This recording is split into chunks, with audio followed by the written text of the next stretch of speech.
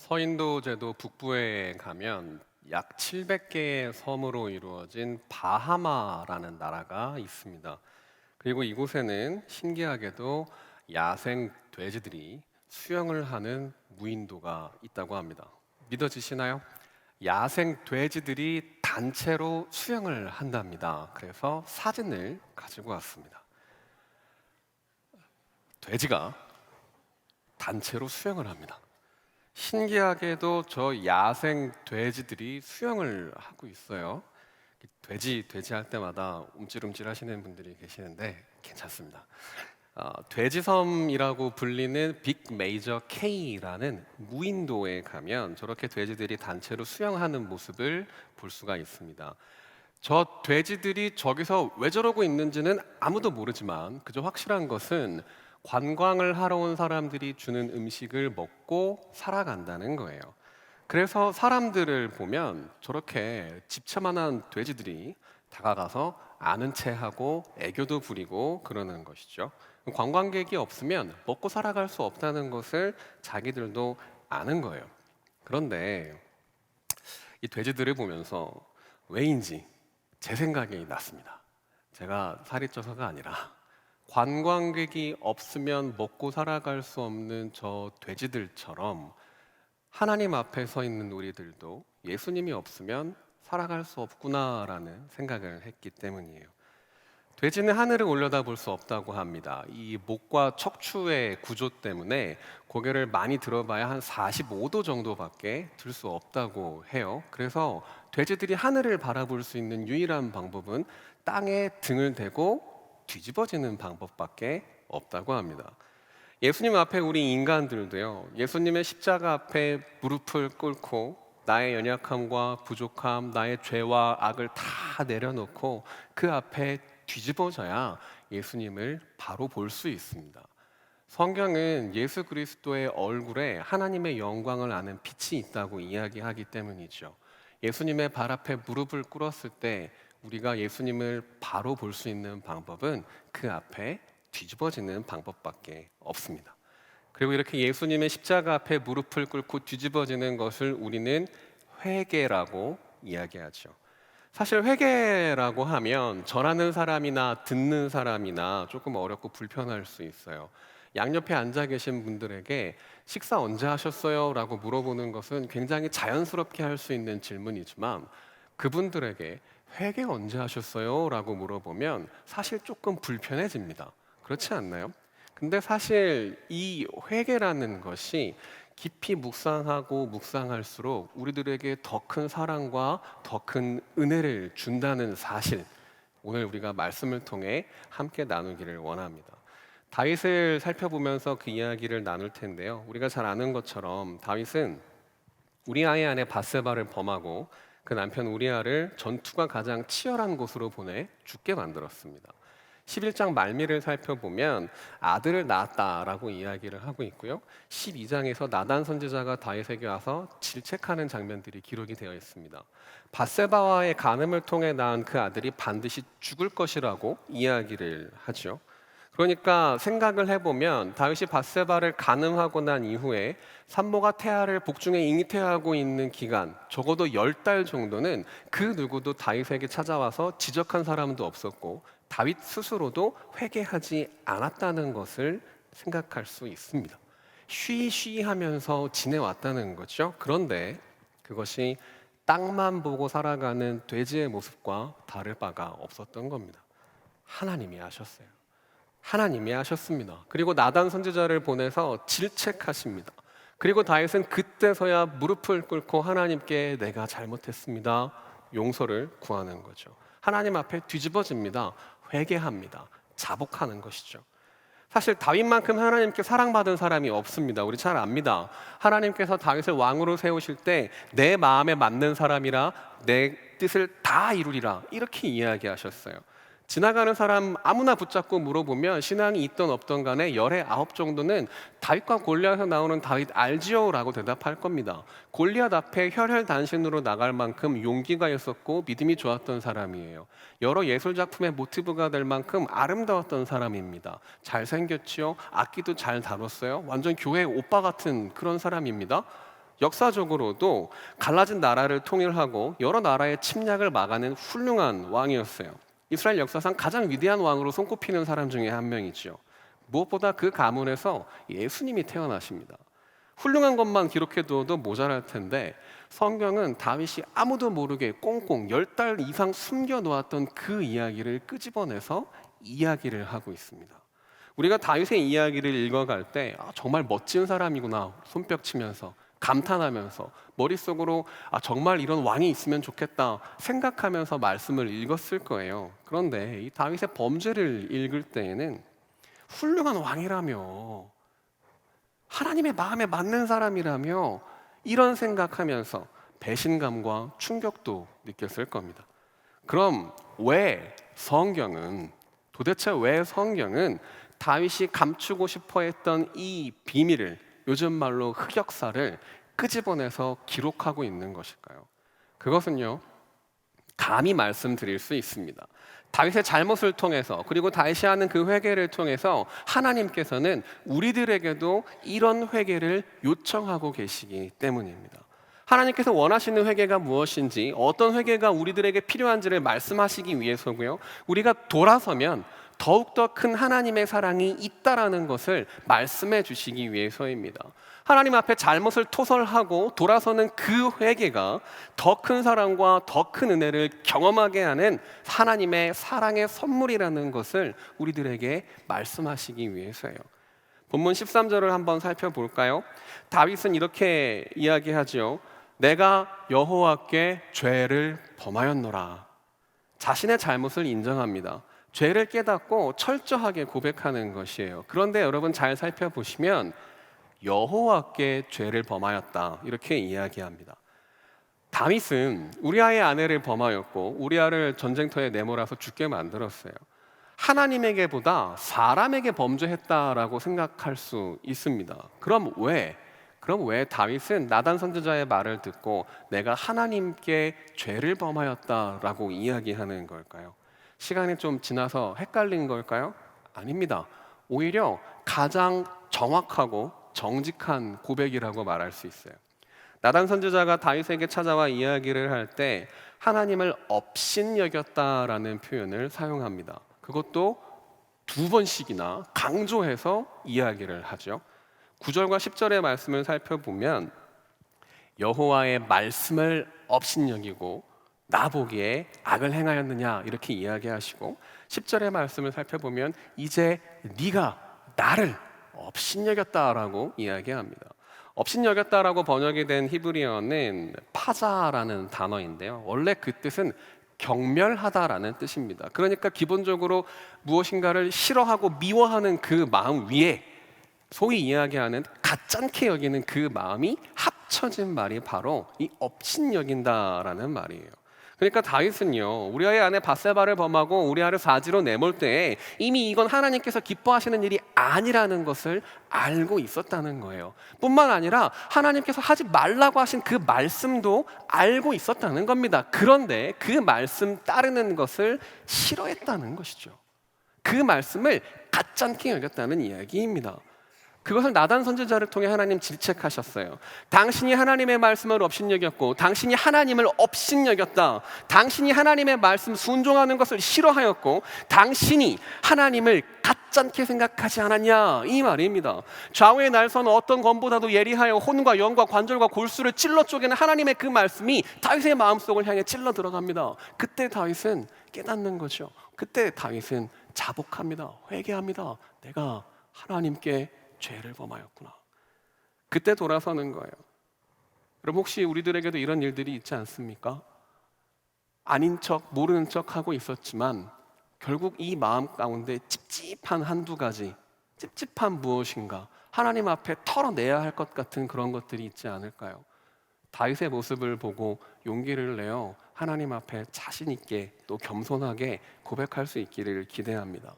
범죄하였다라는 말은 히브리어로 길을 잃어버리는 것을 의미합니다.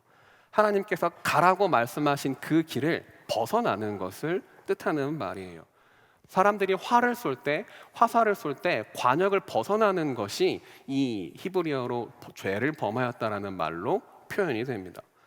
다윗은 그렇게도 많이 하나님의 은혜를 경험한 사람이었죠. 그렇게도 많이 하나님의 사랑을 경험했던 사람이지만 갈 길을 잃어버립니다. 그 경로를 이탈하고 죄를 짓습니다. 관역을 벗어난 그 화살은 우리아를 죽게 만들었어요. 경로를 이탈해버린 다윗은 하나님께 그렇게 사랑받았지만, 하나님께 그렇게 은혜를 입었지만 하나님을 업신여긴 사람이라는 최악의 평가를 듣게 됩니다. 저 같았으면 다 포기하고 쥐구멍에 숨었을 것 같아요. 아니면 저 아니라고 막 박박 우기지 않았을까 싶습니다. 그런데 다윗은 그렇게 행동하지 않았어요. 우리가 다윗을 통해, 이 말씀을 통해 발견해야 하는 회개의 중요한 특징이 여기서 나타납니다. 인정하는 것입니다. 겸손하게, 철저하게 인정하는 것입니다. 숨지 않았습니다. 우기지 않았어요. 억울하다 항변하지도 않습니다. 그저 나단 선지자의 하나님의 그 말씀을 듣고 인정합니다. 자복합니다. 내가 여호와께 죄를 범하였노라. 이 고백이, 이 짧은 고백이 하나님 보시기에 진정성 있는 회개의 고백이었던 거죠. 그 고백을 듣고 하나님은 용서하십니다. 13절 중반을 살펴볼까요? 여호와께서도 당신의 죄를 사하셨나니 당신이 죽지 아니하려니와. 회개는 하나님의 말씀 앞에 진정으로, 진심으로 나아가야 한다는 것을 알려줍니다. 그래서 그 회개는 화려하지 않아도 된다는 거예요. 그 회개가 수려한 문장으로 구구절절하지 않아도 된다는 이야기입니다. 저희 집에 아들이 하나 있어요. 어제 이 친구가 생일이었는데 생일을 보내고 드디어 만 3세가 되었습니다. 요즘 집에서 저희 아들에게 바른 행동을 가르쳐 주려고 애를 많이 쓰고 있어요. 막 자기 뜻대로 안 되면 아빠 닮아서 그런지 막 들어 눕고 땡깡 부리고 막 이렇게 엄마 때리고 막 그럽니다. 지금까지는 기다려 주었는데 이제 뇌가 발달하는 3세부터는 훈육을 하면 좋다는 이야기를 들었어요. 그래서 훈육을 하고 있습니다. 너 이리 와봐, 여기 앉아봐, 이렇게 하면 이제 우리 아들이 막 잔뜩 쫄아서 눈물을 흘리면서 와서 앉아 있습니다. 너 기분 나쁘다고 사람 때리면 안 돼, 알았어? 이렇게 하면 막 더 서럽게 울어요. 그 와중에 잘했어, 잘못했어, 그러면 잘못했어요 이럽니다. 이제 엄마한테 가서 사과해, 그러면 엄마한테 가서 엄마 잘못했어요, 미안합니다, 다시는 안 그럴게요 이래요. 이 아들이 엄마한테 가서 사랑이 많으신 어머니, 제가 오늘 뽀로로를 보고 싶다고 들어 누워서 어머니께서 정성껏 준비해 주신 식사를 하지 않고 들어 눕고 횡패를 부리고 폭력을 휘두른 점 심심치 않은 사과의 말씀을 드립니다. 이렇게 구구절절하게 이야기하지 않습니다. 그냥 눈물 흘리면서 가서 엄마 잘못했어요 이 한마디만 합니다. 그런데 그걸로 충분합니다. 부모는 알기 때문이에요. 아버지 되시는 하나님을 향한 회개도 그렇습니다. 하나님, 내가 하나님께 죄를 지었습니다. 이 한마디라도 그 안에 하나님을 향한 진심이 담겨 있다면, 그 안에 죄를 뉘우치는 그 진심이 담겨 있다면 하나님 들으시고 용서하십니다. 우리를 아시기 때문이에요. 다윗이 나단 선지자를 만났을 때, 나단 선지자를 통해 자기가 지은 그 죄를 조목조목 지적당할 때 얼굴이 새빨개지지 않았을까요? 아무도 모를 것 같았던 나의 그 지난 일들을 하나님 기억하고 계시는구나, 하나님 알고 계셨구나, 내가 하나님의 말씀을 업신여겼구나. 왕의 체면을 잃고 무릎을 털썩 꿇었을 겁니다. 두 손은 덜덜 떨면서 땅을 겨우 짚고 있었을 거고요. 고개를 들지 못하고 눈물을 뚝뚝 흘리며 하나님께 내가 죄를 지었습니다, 내가 죄인입니다, 이 말밖에 할 수 없었을 거예요. 에스라가 이스라엘 백성들과 함께 회개할 때 이랬습니다. 낯을 들 수 없었지요. 바리새인과 세리의 비유에 나오는 세리가 그랬습니다. 그저 가슴을 치며 나를 불쌍히 여겨달라고 이야기합니다. 자신의 죄를 깨닫고 인정하는 그 고백입니다. 우리가 기억해야 하는 회개의 아주 중요한 특징이지요. 그리고 하나님은 그 회개에 귀를 기울이십니다.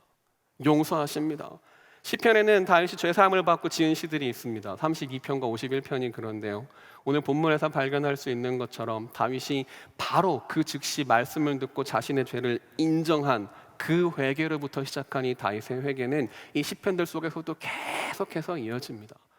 계속해서 이어집니다. 우리가 매 주일마다 참회의 기도를 하는 것도 같은 이유예요. 삶의 자리에서 계속해서 이어지는 회개라는 거죠. 다윗은 그렇게 계속해서 회개를 이어갑니다. 교회의 큰 스승 어거스틴은 이런 말을 했습니다. 라틴어인데요, 에클레시아 레포르마타 셈퍼 레포르만다. 개혁교회는 항상 개혁되어야 한다는 이야기입니다. 교회는, 하나님의 몸 된 그 교회는 계속해서 자기를 되돌아보고 계속해서 수정하고 보완하며 나아가야 한다는 이야기예요. 삶의 자리에서 내가 놓쳤던 하나님의 그 경로를 다시 되찾아가려고 애쓰고, 내가 놓친 그 관역을 향해 다시 한번 정조준하는 그런 모습들이 계속해서 필요하다는 이야기입니다. 다윗의 삶의 자리에 계속해서 일어났던 회개이고요, 오늘을 살아가는 우리들에게도, 오늘을 살아가는 우리 교회에게도 요청되는 회개입니다. 결국 회개는요, 방향의 전환을 수반합니다. 하나님께서 끌고 가시는 그 방향, 하나님께서 설정하신 그 방향을 따라가다 잘못된 길로 빠졌을 때 다시 방향을 재설정하고 돌아서는 것이에요. 방향을 바꾸는 것입니다. 하나님이 주신 목표, 그 관역을 향한 조준이 잘못되었을 때 다시 방향을 수정해 정조준하는 것입니다. 이전까지의 나의 생각, 나의 성취, 나의 나된 것들은 다 내려놓고 다시 하나님의 말씀으로, 다시 하나님의 그 인도하심으로 나아가 엎드리는 것이 우리들에게 필요하다는 것이죠. 그 방향을 돌려 세우는 것이 진정한 회개에 나타난다는 것입니다.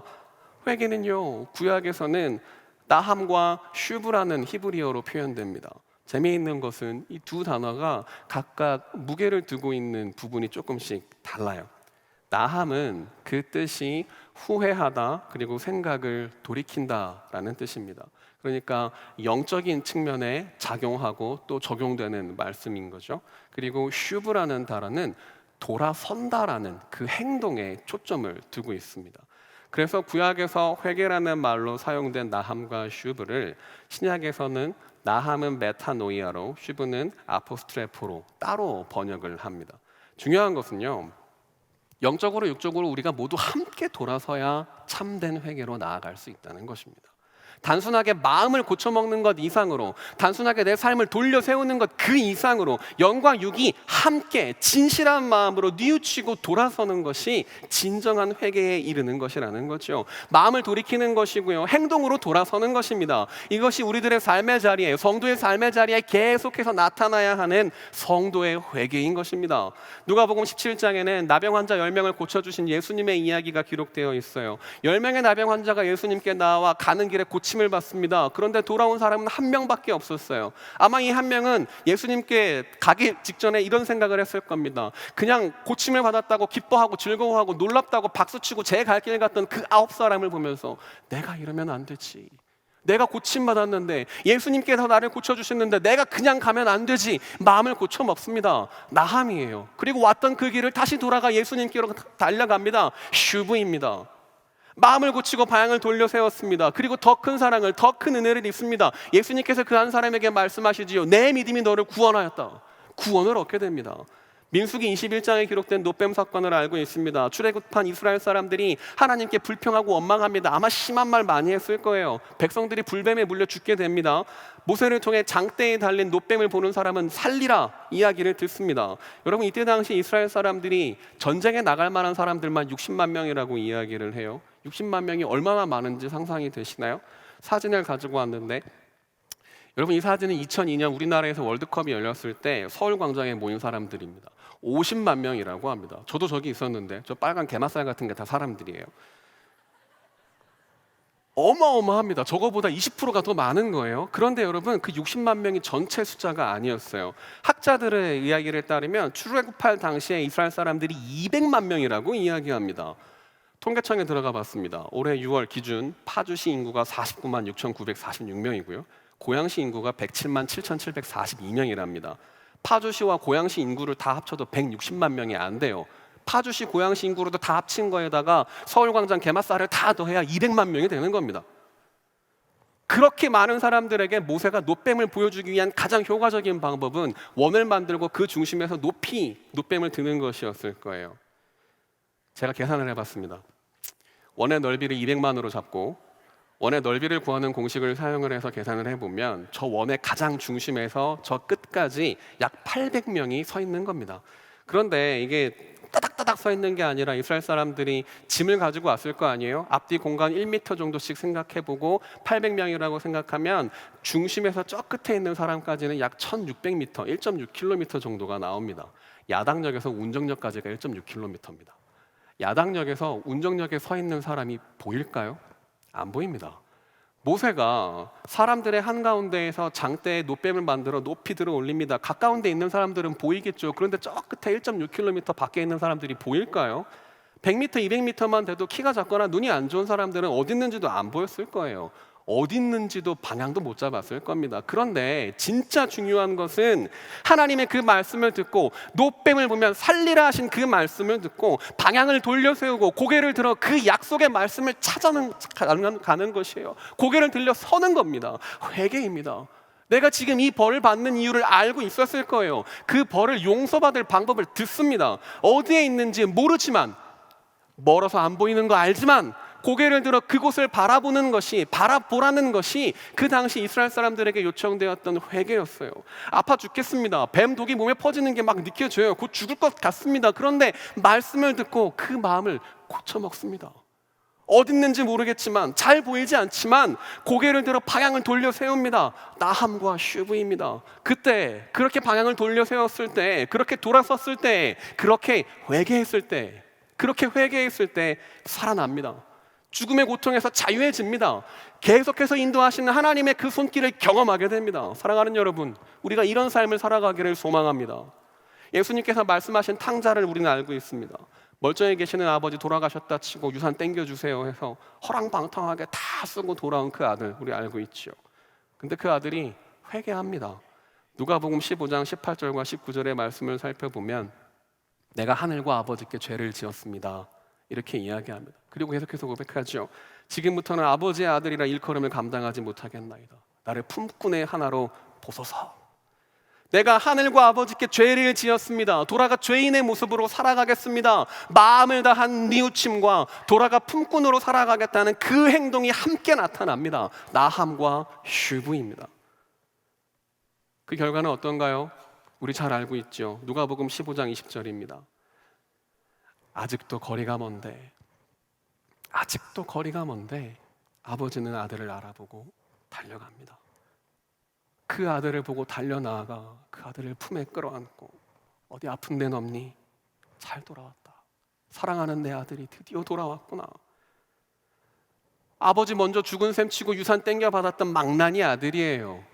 연락도 없습니다. 어디로 갔는지도 몰라요. 매일 아버지가 나와서 그 아들을 기다리게 만들었습니다. 가진 거 다 탕진하고 그때서야 돌아온 아들인데요. 그래도요, 돌아섰더니 그곳에서 여전히 기다리시는 아버지를 발견합니다. 아버지가 베푸시는 회복을 경험하게 됩니다. 끝없는 아버지의 사랑을 경험하지요. 그래, 내가 너의 잘못 다 알고 있다. 그러나 이제 괜찮아.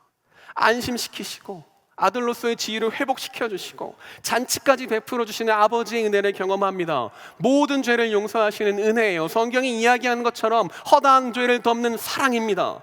다윗이 죄를 고백할 때 나단 선지자는 하나님의 말씀을 전하지요. 여호와께서도 당신의 죄를 사하셨나니. 죄를 사한다는 이 말은 멀리 치워버린다는 거예요. 시편 103편 12절은 이렇게 이야기합니다. 동이 서에서 먼 것 같이 우리의 죄과를 우리에게서 멀리 옮기셨으며, 동이 서에서 먼 것 같이 눈에 보이지도 않고 어딨는지 가늠도 안 되는 그곳으로 우리들의 죄를 멀리 치우셨다는 거예요. 그 죄가 다시는 우리들에게 영향을 미치지 못하는 그곳으로 멀리 치워버리셨다는 이야기입니다. 이 얼마나 멋진 용서받은 사람의 고백인가요? 이 고백 누가 했을까요? 다윗입니다. 시편 32편에서 다윗은 죄가 가려진 자가 복이 있다 이야기합니다. 죄가 없는 사람이 복이 있다가 아니에요. 죄가 있지만 그 죄를 용서받은 사람에게 복이 있다 이야기합니다. 자기의 경험을 바탕으로 간증하고 있는 거죠. 사실 다윗은요, 10계명 중에서도 간음하지 말라, 살인하지 말라, 내 이웃의 것을 탐내지 말라 다 어겼습니다. 뿐만 아니라 하나님을 업신 여겼어요.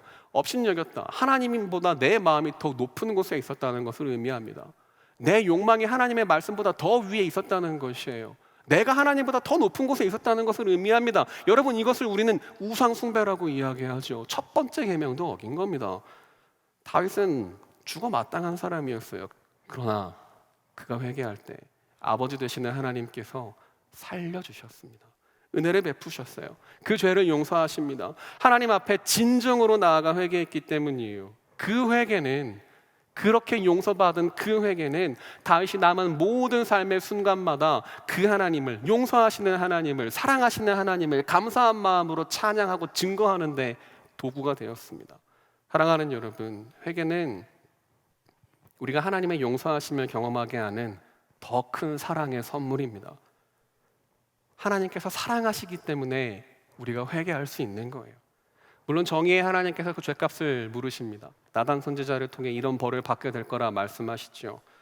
그리고 밧세바와 낳은 아들이 죽게 될 거라 이야기를 합니다. 그런데 새로운 아들을 얻게 되지요. 이 새로운 아들이 중요합니다. 이미 지난 그 잘못에 매여 있지 말라는 하나님의 마음이기 때문이에요. 더 이상 용서받은 그 지난 날의 죄의 사슬에 묶여 있지 말라는 겁니다. 그렇게 주신 아들, 우리가 알고 있는 솔로몬입니다. 솔로몬에게는 또 다른 이름이 있었어요. 25절의 말씀을 살펴보면 여디디아라 이야기합니다. 사랑을 받는 자라는 뜻이에요. 하나님의 사랑을 받는 아들이라는 뜻입니다. 이 이름을 하나님께서 직접 주셨어요. 하나님께서 이 이름을 직접 붙여주셨습니다. 얘는 내가 사랑하는 아들이니까 다윗 걱정하지 마. 너의 죄가 아무리 커도 널 용서했으니, 네가 돌아섰을 때 너를 용서했으니 걱정하지 마. 이 아들을 통해 내가 그 용서를 확실하게 보여줄게. 여디디아를 통해 보여주시는 하나님의 마음인 것이지요. 여러분, 우리가 기억해야 합니다. 돌아서서 회개할 때 하나님은 더 큰 사랑으로 우리를 맞이해 주십니다. 돌아서서 회개할 때 모든 죄를 덮으시는 그 사랑으로 우리를 용서하십니다. 우리가 하나님 앞에 회개로 나아갈 때 여전히 그곳에서 너는 내 사랑하는 아들이라, 너는 내 사랑하는 딸이라 말씀하시는 그 하나님의 품이 있다는 것을 기억하시기 바랍니다. 여디디아를 통해 다윗은 그 하나님의 마음을 알았을 거예요. 아이가 크는 모습을 보면서 더욱 깊이 하나님의 그 사랑을 묵상했을 겁니다. 여디디아를 볼 때마다 지난날의 나의 죄가 떠올랐을 것이고, 여디디아를 볼 때마다 그런 나를 용서하신 하나님의 사랑을 느꼈을 거예요. 그리고 눈을 꼭 감고 손을 쥐고 다짐했을 겁니다. 이제 다시는 무너지지 말자. 이제 다시는 죄를 짓지 말자. 이제 다시는 하나님께로부터 멀어지지 말자. 아들을 볼 때마다 평생 감사하지 않았을까요? 여러분, 우리들에게도 이렇게 보기만 해도 하나님의 사랑이 떠오르는 여디디아가 있습니다. 나의 모든 죄를 용서하시고 이제 자유하라 말씀하시는 그 하나님께서 내가 너를 사랑한다, 기억하거라 말씀하시며 주시는 여디디아가 있어요.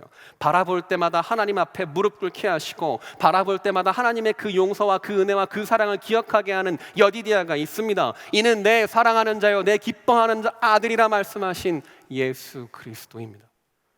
예수 그리스도께서 세우신 십자가는요, 우리의 모든 죄악을 치우셨습니다. 그가 저 십자가에서 흘리신 피는 우리 모두를 죽음에서 생명으로 옮겨주셨습니다. 그래서 우리는 저 십자가 앞에 무릎을 꿇을 수 있는 거예요. 왜냐하면 그 십자가가 우리의 죄를 용서하시는 하나님의 그 사랑의 증거이기 때문입니다. 죽어 마땅하지만 하나님께로 돌아선 다윗이 용서를 받고 사랑을 경험했던 것처럼 우리들은 예수 그리스도의 십자가 앞에서 그 용서와 그 은혜를 경험합니다. 하나님은 우리가 죄를 지었다 해서, 우리가 하나님 앞에 범죄하였다 해서 우리를 포기하지 않으십니다. 오히려 저 십자가를 더욱더 바라보게 하셔서 더욱더 큰 사랑 앞으로 우리를 초대하십니다. 19살 때부터 알코올 중독에 빠진 청년이 있었어요. 믿음의 아내를 만나 결혼을 합니다. 매번 아내에게 이제 다시 술 먹지 않을게라고 약속하고 다짐하지만 번번이 약속을 어기고 술을 먹습니다. 가진 것을 다 팔아서 술을 먹었어요. 옷을 팔고 신발을 팔고 술을 마시고 구하는 직장마다 쫓겨납니다. 하루는 난 지 얼마 안 된 아기가 아팠어요. 아기를 진료해주는 의사 선생님이 지금 처방전을 써줄 테니 처방전을 들고 빨리 약국으로 가서 약을 사와서 지금 아기에게 먹이면 괜찮아질 거다. 너 돈 없는 거 아니까 내가 돈 줄게. 손에 돈을 쥐어줍니다. 이 청년 그 돈을 들고 어디로 갔을까요? 술집으로 달려갑니다. 술집으로 돌아가 거기서 돈을 다 쓰고 뻗어버립니다. 다음날 집에 들어갔는데 집안의 모습이 좀 이상해요. 아내는 울고 있고 아기는 이미 숨을 거두었어요. 숨을 거둔 아기에게 사람들이 천국에서 예쁜 옷 입고 잘 살아라, 예쁜 옷을 입혀 놓았답니다. 근데 이 청년의 눈에 들어왔던 건 슬픔에 잠긴 아내도 아니었고 아기의 약값으로 술을 먹은 자신의 초라함과 비참함도 아니었어요. 차갑게 식어버린 아기의 작은 발에 심겨져 있는 새 신발이었습니다.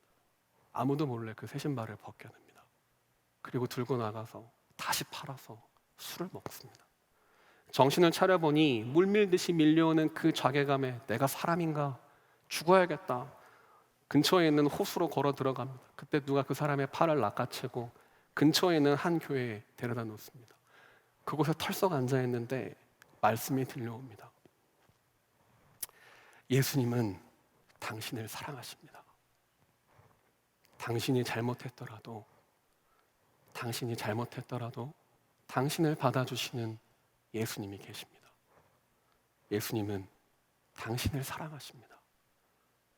그는 그곳에서 그렇게 하나님을 만납니다. 하나님 앞에 무릎을 꿇고 뒤집어집니다. 나함과 슈브로 완전히 돌아서 새 사람이 됩니다. 다시 취업을 하고 이제 술집이 아니라 교회로 발걸음을 옮기기 시작했어요. 자신과 같이 살아갈 길을 잃어버린 사람들을 돕기 시작합니다. 3년 만에 그 지역을 대표하는 노숙자 선교회의 책임자가 되었고 40년 동안 수천 명이 넘는 사람들이 회개에 이르도록 하는 아주 많은 열매를 맺게 되었습니다. 미국 시카고의 멜 트로터라는 전도자의 이야기입니다. 지금도 이 사람의 이름을 따서 노숙자들을 위해 봉사하는 단체가 운영됩니다. 이 청년의 어린 시절 이야기를 들으며 한숨이 나오셨을 텐데 그 모든 한숨을 변화시켜 주시는 복음 앞에 회개할 때 우리는 새 사람을 입게 됩니다.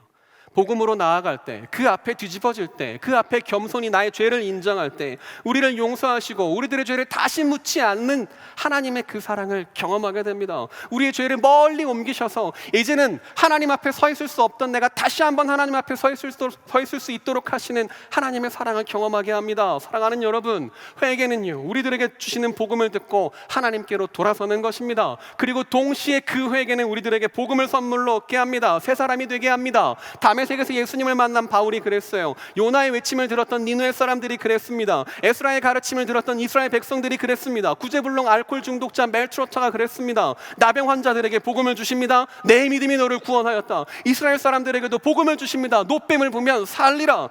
집을 나간 탕자에게도 복음이 들려옵니다. 이 내 아들은 죽었다가 다시 살아났으며 잃었다가 다시 얻었노라. 다윗에게도 복음이 들려옵니다. 여호와께서도 당신의 죄를 사하셨나니 당신이 죽지 아니하려니와. 오늘을 사는 우리들에게도 복음이 들려집니다. 하나님이 세상을 이처럼 사랑하사 독생자를 주셨으니 이는 그를 믿는 자마다 멸망하지 않고 영생을 얻게 하려 하심이라. 앉아서 한참 혼나던 저희 아들에게도 복음이 들려집니다. 엄마에게 울면서 가서 엄마 잘못했어요, 이제 안 그럴게요 하면 저희 아내는 세상 따뜻한 얼굴로 아들을 꼭 안아줍니다. 이제 그러지 말자, 사랑해, 꼭 그렇게 이야기해 줍니다. 사랑하는 여러분, 돌아서면 보이는 사랑이 있습니다. 돌아서면 우리의 모든 것을 덮으시는 사랑이 있습니다. 하나님께로 돌아서면 용서하시고 선하고 좋은 것으로 채우시는 그 하나님의 사랑이 있습니다. 그 하나님의 사랑을 기대하며 그 하나님의 은혜를 기대하며 날마다 예수 그리스도의 저 십자가 앞으로 나아가 무릎 꿇는 우리 모두가 되기를 소망합니다. 겸손히 나를 인정하고 품어주시는 아버지 하나님 안에서 십자가와 말씀을 이정표 삼아 나함과 슈브로 돌아서며 나의 삶을 하나님께 계속해서 맞추어가는 그런 삶을 살아가기를 소망합니다. 회개는 우리를 하나님의 사랑으로 인도합니다. 돌아서면 그곳에 하나님의 사랑이 있습니다. 회개로 하나님의 그 놀라운 사랑을, 그 하나님의 놀라운 사랑으로 회개를 날마다 경험하며 살아가는 그런 저와 여러분들이 되시기를 간절히 소원합니다. 기도하겠습니다. 하나님, 우리를 사랑하시어 세우신 저 십자가 앞에 날마다 무릎으로 나아가 회개할 수 있도록 하시니 감사합니다. 그동안 잊고 살았던 회개를 다시 한번 생각하며 하나님 앞에 무릎 꿇게 하시고 주님 앞에 나아가 고백하는 그 말들이 아버지 하나님의 마음을 움직이게 하는 회개가 되게 하시고 그 회개를 통하여 약속하신 복음을, 약속하신 놀라운 하나님의 그 사랑과 은혜를 날마다 매 순간마다 경험하며 살아가는 우리 모두가 되게 하여 주시옵소서. 감사드리며 예수님의 이름으로 기도합니다. 아멘.